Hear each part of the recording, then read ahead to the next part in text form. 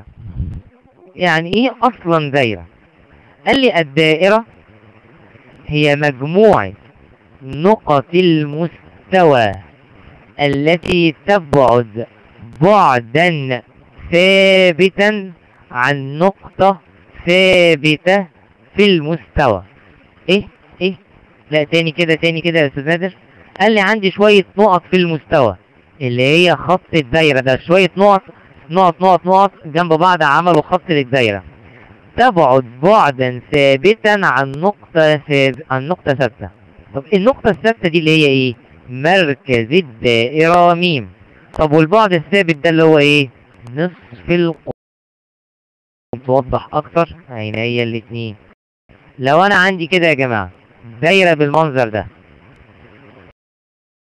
ادي شوية نقط عملت دايرة. قال لي شوية النقط دي تبعد عن نقطة ثابتة، النقطة اللي هي المركز ميم، بمقدار ثابت. المقدار الثابت ده اللي هو نصف القطر. يعني المقدار ده، المسافة دي عند النقطة هنا قد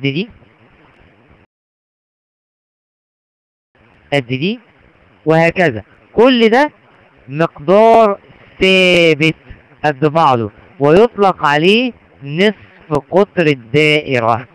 يبقى هي مجموعة نقط المستوى التي تبعد عن نقطة ثابتة اللي هي المركز ميم بمقدار ثابت وبعد ثابت اللي هو نصف القطر. ها، اللي ما فهمتش النقطة دي تديني علامة الخطأ زي ما اتفقنا. يعني يا دوبك احنا كده عرفنا تعريف الدائرة ومكوناتها. مركز الدائرة التي تبعد عن الدائرة بمقدار ثابت من كل اتجاه. تمام. ايه التعريف التاني؟ هي بدايتنا شوية تعريفات، حتى اسم الدرس تعاريف ومفاهيم اساسية. قال لي تجزئة المستوى. يعني ايه؟ يعني انا لما برسم دايرة على الصفحة بتقسم المستوى لثلاث اجزاء. ايه هما يا استاذ نادر الثلاث اجزاء دول؟ شوية نقط جوه الدايرة، ادي اول جزء. شوية نقط بره الدايرة، ادي جزء تاني. وشوية نقط على الدايرة، ادي جزء تالت. يبقى هي بتقسم الورقة دي كأنها المستوى الى ثلاثة اجزاء، جزء داخلها، جزء براها، جزء عليها. ده بالمختصر المفيد.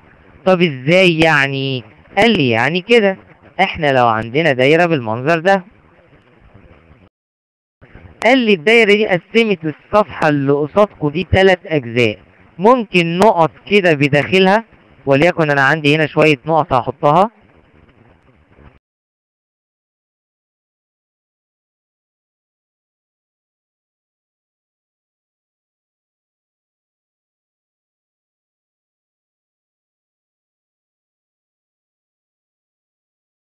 واضح جدا جدا ان الدايرة بتقسم الورقة واللي قدامنا المستوى ل3 اجزاء في مجموعة نقاط داخل الدائرة اللي هي ايه يا آية؟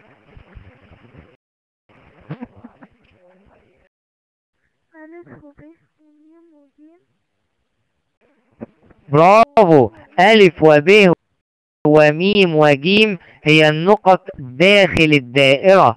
امال النقط اللي على الدائرة اللي الجزء التاني يا نوران اللي هو ايه؟ الالف والدال والواو. الله يفتح عليكي. وبتقسم لجزء ثالث هي مجموعة النقاط خارج الدائرة. مجموعة النقاط خارج الدائرة اللي هتبقى ايه؟ آية. وعلي صوتك بقى يا آية لأن صوتك كان واطي جدا جدا جدا. هيا آية اللي خارج الدائرة. نون وعين وصوت. تمام. يا ريت يا آية تعلي صوتك أكتر من كده يا آية. تعلي صوتك أكتر من كده يا آية. برافو عليك يا آية. 10/10 و10/10 يا نوران. روعة كده. شوية تعريفات أساسية أهو. ده الكلام اللي هو كان مكتوب هنا.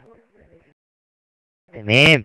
طيب الفكرة اللي بعد كده عبارة عن ايه؟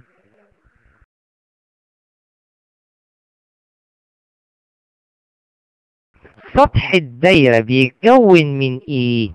سطح الدايرة بيتكون من مجموعة نقط الدايرة اتحاد النقط اللي داخلها. انا مالي باللي براها، انا عايز الدايرة. يبقى الدايرة اهو، بصوا الرسمة، يعني التعريف ده بقى. سطح الدايرة بيتكون من حاجتين، النقط اللي على الدايرة والنقط اللي جواها. انا مالي باللي براها، يعني انا دلوقتي ايه اللي بيكون الدايرة؟ هل النقط اللي بره دي؟ استحالة. انا مالي بالنون، مالي بالسين، مالي بالصاد، مالي بالعين. دول ما لهمش اي علاقة بالدايرة غير ان هم خارجها. لكن ايه اللي بيكونها؟ لا، النقط اللي عليها والنقط اللي جواها. يبقى هي فعلا لما يجي لي كده، يجي يقول لي اكمل ما ياتي، اصل الكلام ده يجي اكمل سطح أكمل ما يأتي مجموعة نقط الدائرة اتحاد مجموعة النقط داخل الدائرة هو نقط سطح الدائرة بس. يبقى مكونات الدائرة بس. فاهمين كده يا جماعة؟ أكيد. إيه تاني هناخده؟ شوية تعريفات على مكونات الدائرة. احنا عرفنا الدائرة تعرفها وبتعمل ايه في الورقة، بتقسمها 3 أجزاء، لكن الجزئين اللي جوه واللي عليها هو دول اللي بيكونوا الدايرة. هو دول بس مكونات الدايرة؟ قال لك لا لا لا لا، في حاجة اسمها نصف القطر، ودي بقى الأساسيات اللي هنشتغل عليها. ايه نصف القطر ده؟ قال لي هو القطعة المستقيمة التي تصل بين مركز الدايرة وأي نقطة على الدايرة.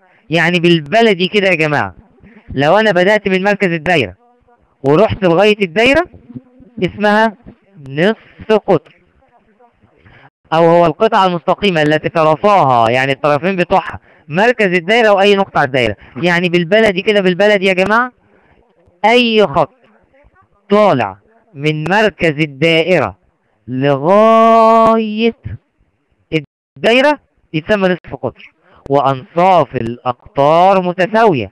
يبقى واضح على الرسمة اللي قدامي دي ان الميم الف نصف قطر لانه طالع من المركز لغاية الدايرة، الميم ب نصف قطر لانه طالع من المركز لغاية الدايرة، الميم ج نصف قطر لانه طالع من المركز لغاية الدايرة. يبقى بالتالي الثلاث انصاف اقطار متساوية، وانصاف الاقطار جميعها متساوية لانها مقدار ثابت ببعد ثابت. ايه يا نوران اللي انت بعتها ده؟ انا مش فاهم اللي انت بعتها ده ايه. لا، انصاف الاقطار، وهنطلق على نصف القطر نق، هنديله رمز النق.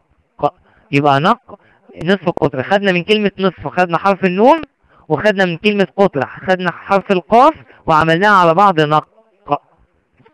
فيها مشكلة في تعريف نصف القطر كده؟ احنا متفقين السين اللي ما بيننا ان في حاجة مش فاهمينها على طول علامة الخطأ. تمام.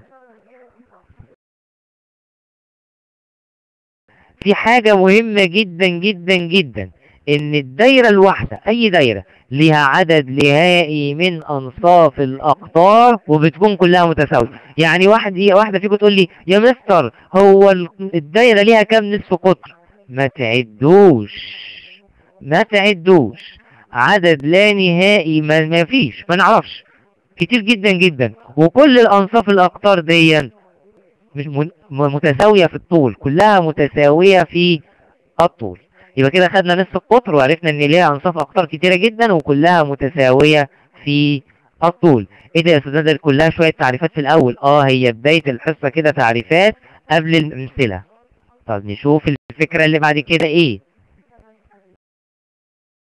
القطر واضح انه قد التاني، لما كان اسمه نصف القطر يبقى ده قد القطر مرتين، قد القطر مرتين. تعريفه ايه؟ هو القطعة المستقيمة، هو قطعة مستقيمة تصل بين اي نقطتين على الدايرة، بس بشرط لازم تمر بمركز الدايرة. لو ما مرش بمركز الدايرة يبقى تفتكروا هيكون اسمه ايه؟ احنا قلنا القطر خط يصل بين نقطتين على الدايرة، او بين ألف وب نقطتين على الدايرة، بس لازم يمر بمركز الدايرة م، ساعتها يبقى ده اسمه قطر على بعضه ألف ب. لكن على فكرة الألف م لوحديها اسمها ايه يا نوران؟ الألف م لوحديها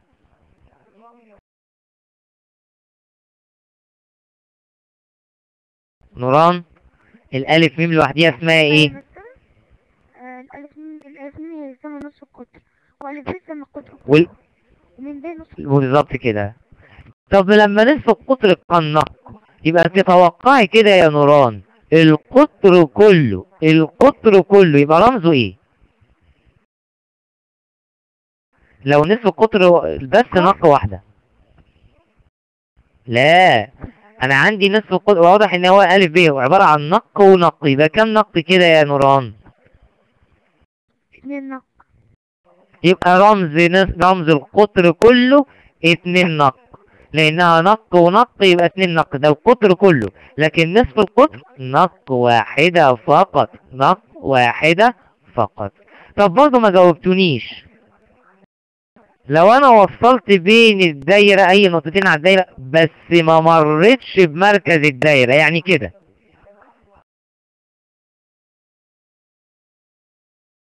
ادي مركز الدائرة اهو م، وعملت خط هنا ألف ب، أو ده وصلت بين الاتنين بس ما مرتش بمركز الدايرة، ده يبقى اسمه إيه؟ برافو عليك يا نوران، بعتت لي الإجابة على الشات، روعة. وتر، يبقى اسمه وتر، يعني القطر هو الوتر، بس القطر بيمر بمركز الدايرة. أبصوا شكل القطر وبصوا شكل الوتر، القطر بيمر بمركز الدايرة، أما الوتر لا يمر بمركز الدائرة. يعني معنى كده القطر أصله وتر بس مر بمركز الدايرة. عارفين زي إيه قطر؟ إيه قطر أصله وتر دي؟ زي ما يجي يقولك إيه؟ الأسد أصله قط. تسمعوا الكلمة دي كتير؟ أصل الأسد من فصيلة الايه القطط، والفهد من فصيلة القطط والنمور. قال لك الاسد اصله قط بس عشان كبير قوي خد لقب مميز اسمه اسد بقى مش قط. فهنا برضو القطر اصله وتر بس عشان مر بمركز الدائرة فتسمى قطر.